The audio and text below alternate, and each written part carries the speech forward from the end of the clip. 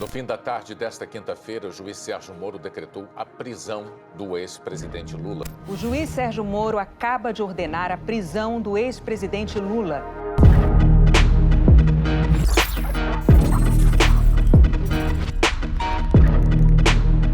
Lula responde a 3 processos em Curitiba e já foi condenado em 2 deles, apenas que somam 29 anos de prisão. As condenações se referem ao triplex do Guarujá e à reforma do sítio de Atibaia. Todos esses casos são da famosa 13ª Vara Federal de Curitiba e passaram pelas mãos do ex-juiz Sérgio Moro. Essa é a história que saiu nos jornais e que você já conhece, que todo mundo conhece. Agora é hora de conhecer todos os fatos por detrás da história. Os bastidores do processo que tirou das eleições o primeiro colocado nas pesquisas para presidente de 2018.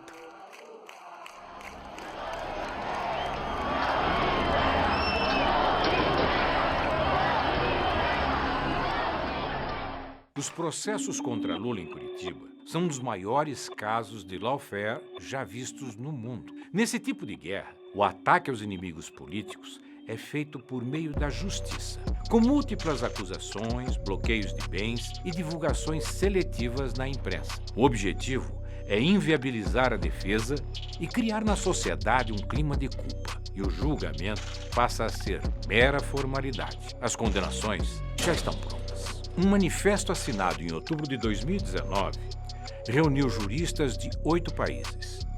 A lista inclui pessoas do calibre de Susan Ackerman, maior especialista em combate à corrupção do mundo.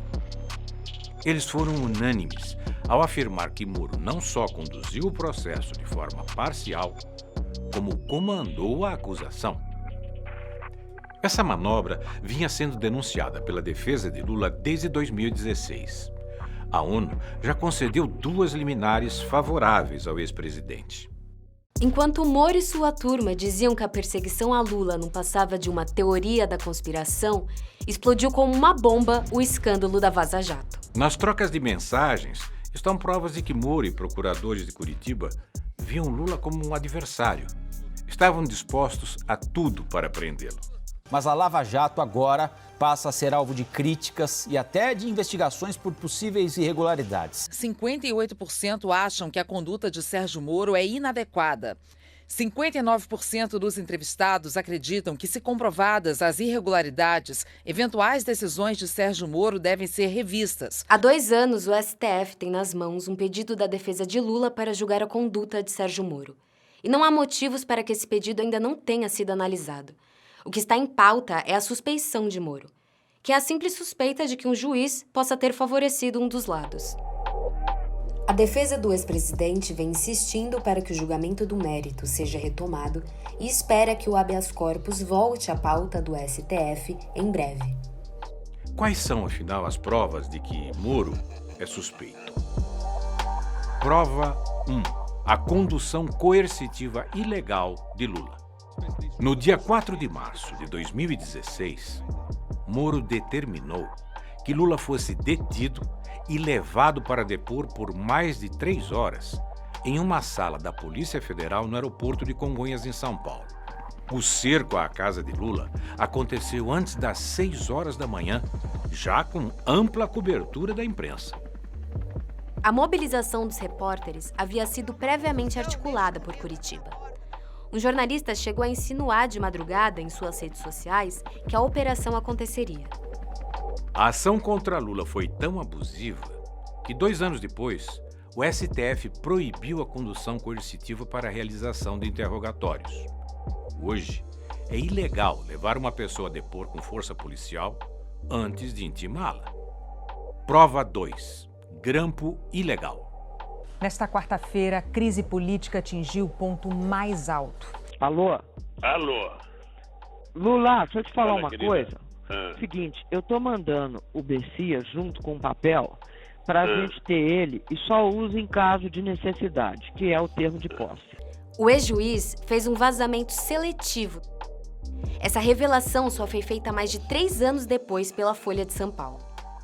Segundo a reportagem, Moro não quis tornar público que Lula disse a diferentes interlocutores que relutou em aceitar o convite de Dilma para ser ministro e que estava empenhado em buscar uma reaproximação com Temer e o MDB. Os diálogos colocaram em xeque a hipótese defendida por Moro de que Lula queria ser ministro para obter foro privilegiado.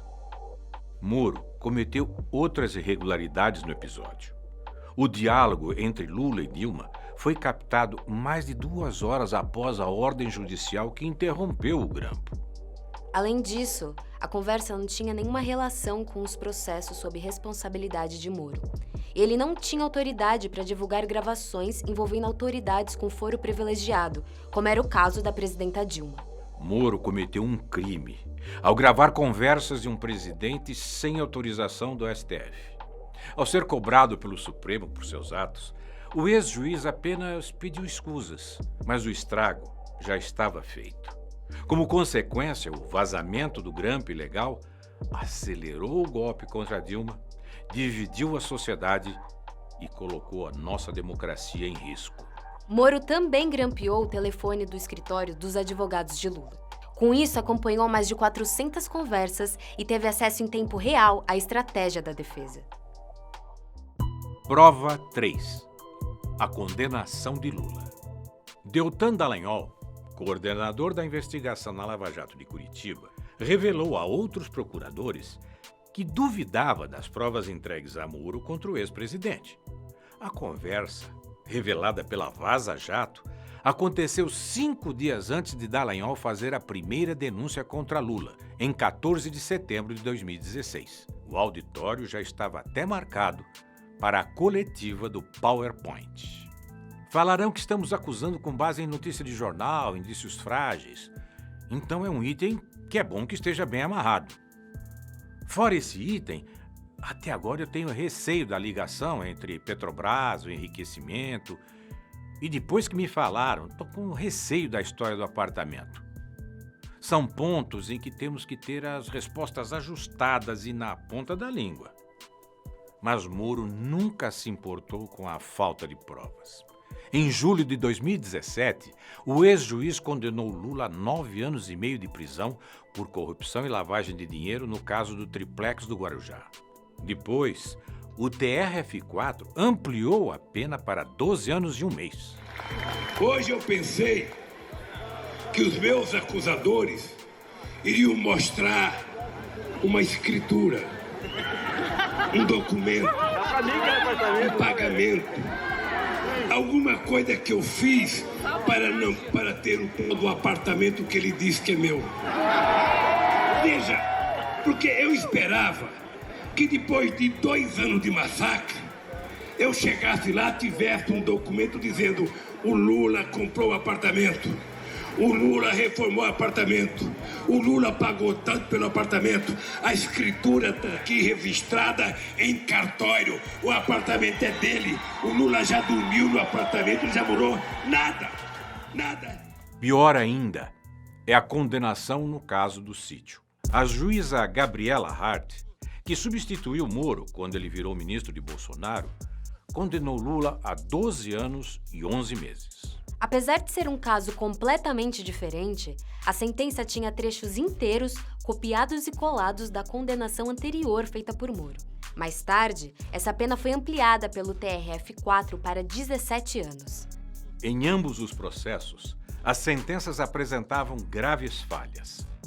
Não determinavam o que Lula teria feito em favor das construtoras que justificasse o alegado recebimento de um apartamento no Guarujá ou a reforma de um sítio em Atibaia que nunca pertenceu a Lula. Moro diz apenas que Lula praticou atos indeterminados que teriam beneficiado as empreiteiras durante seus 2 mandatos como presidente. Não importava o que Lula apresentasse como evidência de sua inocência. Os processos eram meras formalidades em Curitiba e as condenações já estavam pré-definidas, sempre com o objetivo de manchar a reputação de Lula e tirá-lo da vida política. Prova disso é que Lula foi absolvido na Justiça de Brasília da acusação de ter feito parte de uma organização criminosa na Petrobras.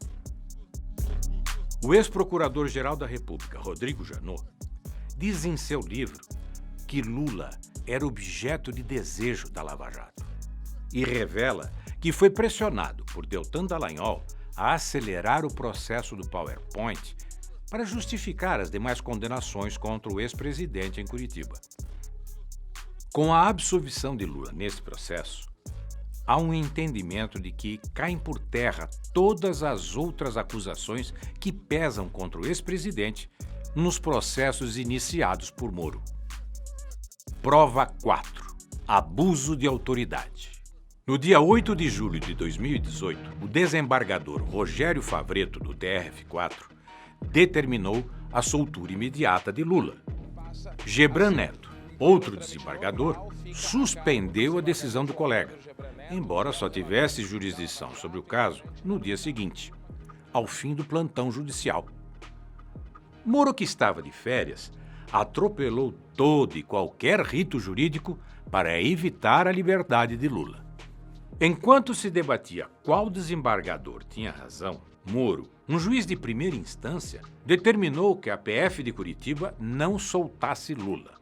A ordem foi acatada pelo delegado da Polícia Federal, Maurício Valeixo, o mesmo que depois se tornou braço direito de Moro no governo Bolsonaro. Favretto reiterou a soltura imediata de Lula, mas o presidente do TRF4, Thompson Flores, entrou na disputa e manteve Lula preso. Moro teve que dar explicações ao Conselho Nacional de Justiça sobre a sua atuação no episódio. E essa não foi a única vez que o então juiz passou dos limites. Diversas vezes, durante as audiências em Curitiba, ele tentou intimidar os advogados de defesa de Lula. Como a gente fez lá brincando lá no ringue com o Lula, né? Na audiência, na oralidade, tem toda mais uma dinâmica, como a gente fazia no âmbito da Lava Jato. Tem perguntas novas para testemunha ou nós estamos aqui só perdendo tempo novamente? Vossa Excelência, acho que sempre que a defesa fala é a perda de tempo, esse é o problema. Perguntas novas, doutor?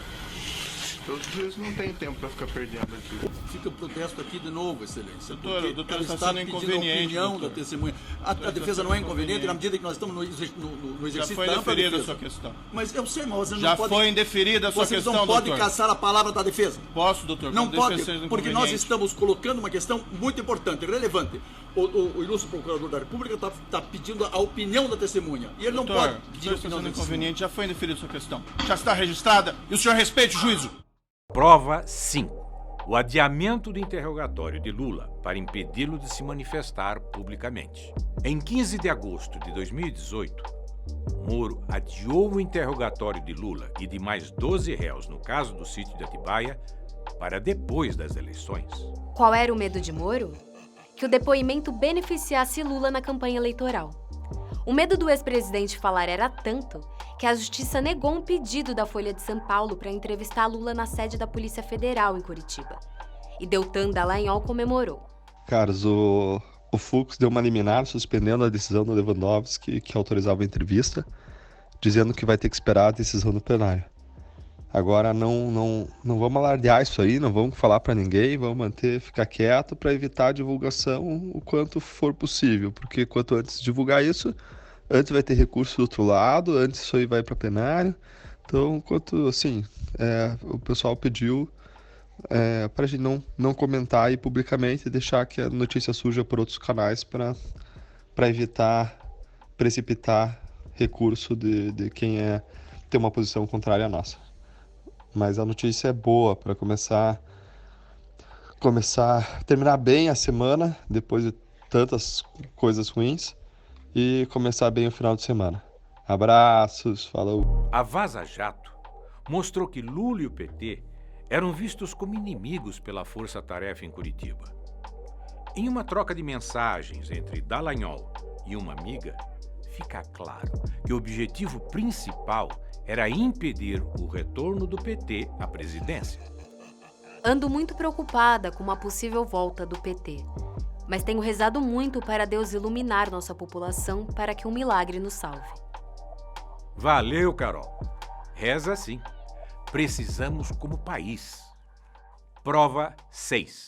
o vazamento estratégico da delação de Palocci. A cartada final de Moro para eleger Bolsonaro presidente da República foi dada em 1º de outubro de 2018. 6 dias antes das eleições presidenciais, o ex-juiz tornou pública a delação premiada de Antônio Palocci. A delação já havia sido rejeitada pelo Ministério Público por falta de provas e estava nas mãos de Moro havia pelo menos 3 meses. A manobra de Moro teve amplo espaço na mídia. E só 2 anos depois, o STF anulou a delação de Palocci. Verifique-se que o acordo foi juntado aos autos da ação penal cerca de 3 meses após a decisão judicial que o homologara. Essa demora parece ter sido cuidadosamente planejada pelo magistrado para gerar um verdadeiro fato político na semana que antecedia o primeiro turno das eleições presidenciais de 2018. Era o impulso final que faltava para garantir a vitória do ex-capitão nas eleições presidenciais. Bolsonaro chegou a parabenizar Moro pela atitude. Ele estava cumprindo uma sua missão. Se essa missão dele não fosse bem cumprida, eu também não estaria aqui. Então, em parte,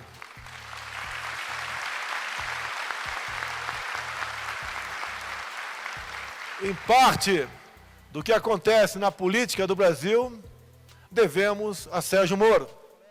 Prova 7. A ida de Moro para o governo Bolsonaro. Se depois de tudo isso ainda restava alguma dúvida sobre a parcialidade de Moro, a nomeação do ex-juiz como ministro de Bolsonaro escancara quais eram seus interesses. Enquanto julgava Lula, Moro negociava um cargo no primeiro escalão do novo governo. E aí veio o dia do segundo turno, domingo, na casa do Jair. A gente chegou lá à tarde, tipo 5, 5 e meia da tarde, ainda estava claro. O Paulo Guedes estava na sala, me puxa, me chama e fala assim: Bebiano, eu quero conversar com você um negócio aqui importante. E foi a primeira vez que o Paulo Guedes mencionou que estava conversando com o Sérgio Moro. Ele me contou que já tinha tido 5 ou 6 conversas com o Sérgio Moro e que o Sérgio Moro estaria disposto a abandonar a magistratura e aceitar esse desafio como ministro da Justiça. A vitória de Bolsonaro foi comemorada por Rosângela, a mulher do ex-juiz. Ela postou um vídeo em sua conta no Facebook com uma montagem do Cristo Redentor ao lado do número 17 do ex-capitão e a frase: "Estamos juntos, Brasil". Sérgio Moro saiu do governo em abril de 2020. Em novembro, tornou-se sócio-diretor da Álvares & Marshall. A empresa tem entre seus funcionários ex-agentes de departamentos de inteligência dos Estados Unidos, como o FBI e a NSA. A Álvares & Marshall foi administradora judicial da OAS e apresentou à Justiça uma lista de imóveis de propriedade da construtora que incluía o famoso triplex do Guarujá, o mesmo que Moro e a Lava Jato afirmavam pertencer a Lula. A empresa norte-americana também é administradora judicial da Odebrecht, outra construtora que Moro levou ao fundo do poço quando era juiz da Lava Jato. A Álvares & Marshall revelou ao UOL que já teria faturado 17 milhões de reais com a crise da construtora brasileira. O conflito de interesses nestes casos é evidente. Lideranças de todos os campos políticos ficaram perplexas com a decisão de Moro em aceitar o trabalho na empresa norte-americana. Diante da repercussão extremamente negativa, o Tribunal de Ética da OAB São Paulo notificou Moro sobre a proibição dele exercer a advocacia junto aos clientes da Álvares & Marshall. Ao longo de todas essas injustiças, Lula se manteve firme. Eu tenho tanta obsessão de desmascarar o Moro, desmascarar o Dallagnol e a sua turma, e desmascarar aqueles que me condenaram, sabe, que eu ficarei preso 100 anos, mas eu não trocarei a minha dignidade pela minha liberdade. Foram 580 dias preso injustamente na sede da Polícia Federal de Curitiba. Durante todo esse tempo, o povo permaneceu em vigília e personalidades de todo o mundo se mobilizaram por sua liberdade. Bom dia, presidente Lula!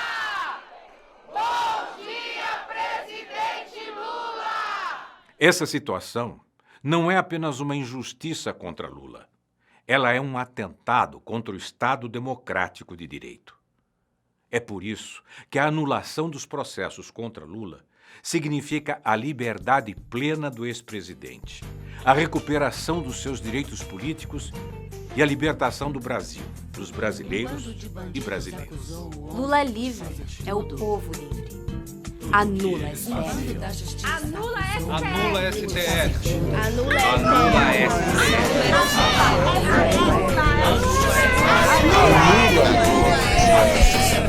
Um bando de bandidos acusou o homem de fazer tudo. Tudo que eles faziam. A justiça é nossa. A justiça é nossa. Uma banda da polícia e um tucano na justiça vieram juntos. Estavam na mídia todo dia. O promotor, pastor, aproveitou.